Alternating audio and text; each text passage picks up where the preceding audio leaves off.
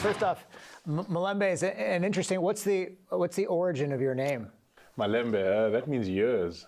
So I've got 5 sisters, and I'm the middle child. Wow. So I've got 2 older sisters, and then when I was born, my dad was like, "Oh, wow, I've waited years for a son." So yeah, Malembe means years, and just from that wait that my dad took waiting for a son. What language is that? Tsonga. It's Tsonga? Yeah. Okay. And I was wondering, so where in South Africa did you grow up? I was born in Limpopo. That's up top of South Africa. Borders Mozambique, Zimbabwe, and a couple other Southern African countries. But I grew up in Johannesburg.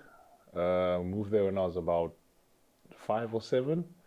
And since then, I've just been in Johannesburg and then moved around a bit with rugby and school. So what was it like growing up first in the Limpopo area and then in Johannesburg? Limpopo is very different. It's slow, laid back, kind of like a farm lifestyle. You get to Johannesburg and it's just big city lights, man. So it was a bit of an adjustment, but I mean, I was young, so I got used to it pretty quick. What do you remember about, the rural life before you went to the big city? One thing, the heat. Yeah. The heat is definitely a factor, and I think everyone is a bit more laid back, it's not so quick. Everyone's just kind of like doing their own thing. And then, you get to the city and it's a mess. Were there a lot of people around you? Was it just mostly friends and family when you were in the Limpopo area? Or were there a lot of other, I don't know how big it is. Yeah. So.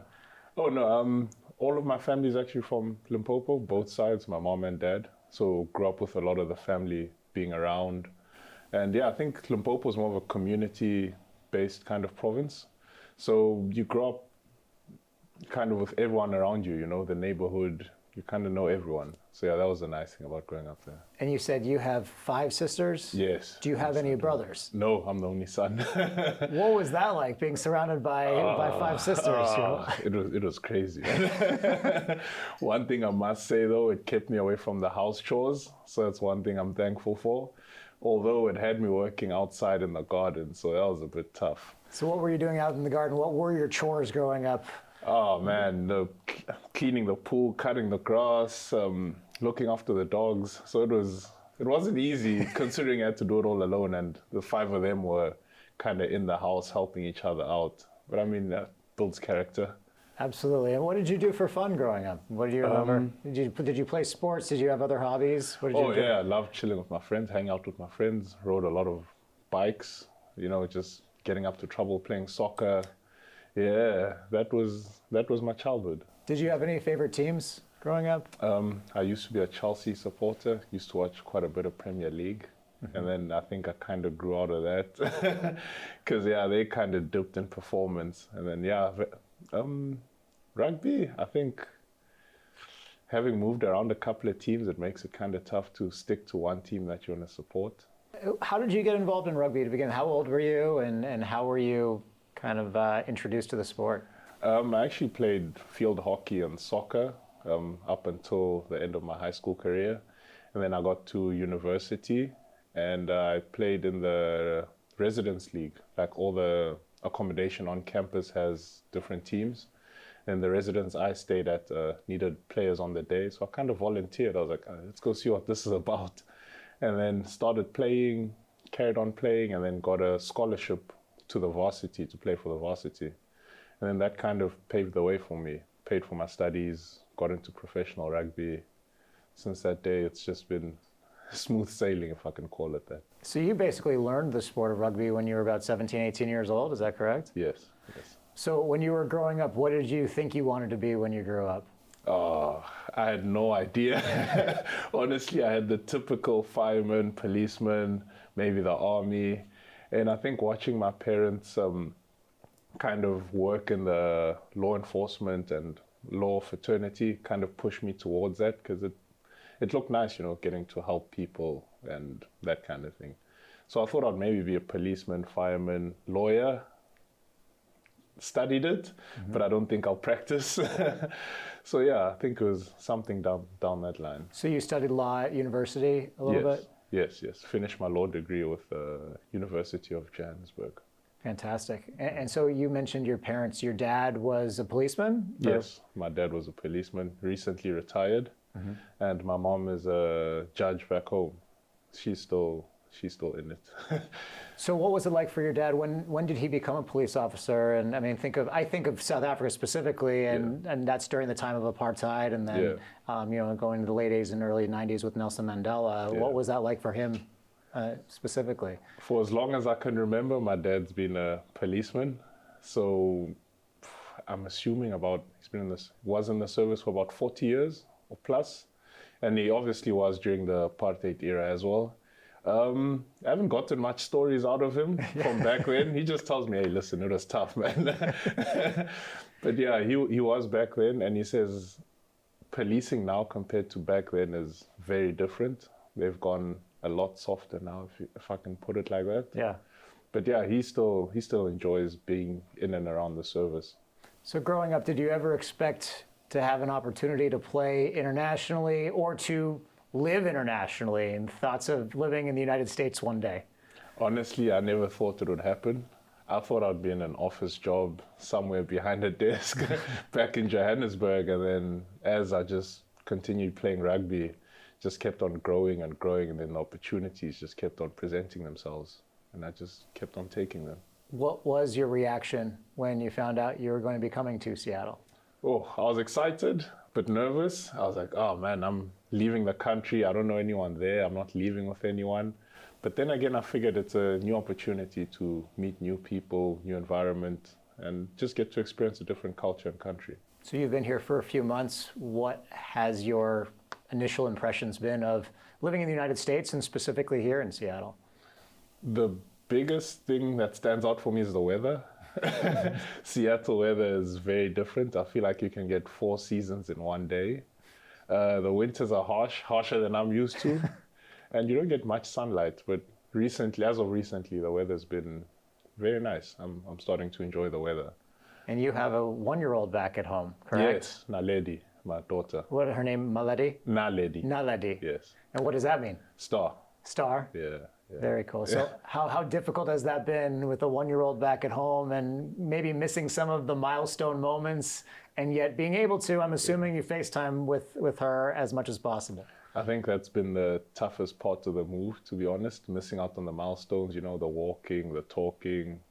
And I do try call FaceTime as much as I can, daily if possible. Obviously with the time difference, it's a bit tough, and me being at work throughout the day and then coming back from work and they're kind of asleep. So the schedules kind of clash a little bit, but we make it work. We try to get as much FaceTime as we can. So when you left South Africa, she wasn't walking just yet. She's going to be visiting here, I believe, soon. Is that correct? Yeah. When I left South Africa, she wasn't walking. And I think a day or two after I landed, I'm getting videos of her walking. And I'm just like, you couldn't have just done this a little earlier. Yeah. But yeah, now they should be visiting in about end of May, June. Should be here for about a month or so. So that will be interesting. How excited are you to see them in person? You, her, and your girlfriend, correct? Yeah. I can't wait. Yeah. I can't wait. It feels like it's been forever. And hopefully she'll remember me. I think I look a little different on FaceTime than I do in person. But I really can't wait. What has your impression been of the Seattle Seawolves fan base and being able to play at Starfire in front of those fans? It's incredible, man. Like, they fill out the stadium every weekend. And we've obviously had a bit of a slow start to the season. But regardless of that, they're still filling out the stadium every week. And it's just different being on the field, and you think, oh man, we down right now. Then you just hear the fans chanting and everyone just kind of behind you. It really gives you a lot more motivation and energy to just keep going. Ultimately, do you feel like when your career is over, you're going to be going into falling back on the law degree, or what, have you had any chance to think about what you might end up doing? It's something I think about a lot, and I think having experienced and seen what the law side of things has to offer from my parents, I don't think it's for me. I don't see myself sitting behind a desk full time, having played rugby for so long and having it as a career. I think I need to be out there a lot more. I just need to find the right career path for me. What are you passionate about outside of rugby? And what are your hobbies now outside of being on the field and practicing with the team and playing games? One thing I really don't enjoy is cooking. Yeah. Obviously not doing the dishes. Let somebody else do that. Yeah, right? I really do enjoy cooking and kind of entertaining people. I don't know what the future holds, but something along those lines, you know. Maybe culinary school. School again. Tough, I think, right? yeah, having studied law, I think I'm done with books and school for a while. But I think maybe just to dabble in it on a social level would be something I'd really look forward to. Do you have any specialties that you cook? I've got a go-to meal. What's that? Creamy chicken pasta. That's I love it, man. That's if you want me to make something really good, that's my go-to. Yeah. I'm never going to say no to that. I mean, anytime you want to dish it up, it's absolutely, we'll be very appreciative of that as well. No, I've got you. Cool. Anything you want to learn how to cook also? I've always wanted to learn how to make a souffle. Yeah. It looks very intricate and, you know, delicate, and the process around it seems a bit tricky. Mm-hmm. But I've seen people pull it off, so I think I can pull it off. I think with a little bit of learning and guidance, I can learn. Have you always been a big? I mean, you're a big guy, but I mean, growing up, I mean, is that the reason they approached you originally to play rugby at university, or right around that time? I wasn't always this bulky. Yeah. I was a little scrawny, skinny kid. Really? I think the reason they approached me is just I have this never die kind of attitude, and I'll never let someone try to beat me at something. So I think that kind of translates onto the field at times, in terms of getting physical and not wanting to get dominated. So I feel, yeah, let's say for my physicality, not the attributes, but more the mental side of things. I think that's why they might have approached me to try out this rugby thing. Where does that come from, do you think? Having 5 sisters. Were they physical with you? Oh man, you have no idea. As much as they are women and ladies now, when we were kids, anything went. It was like having 6 sons.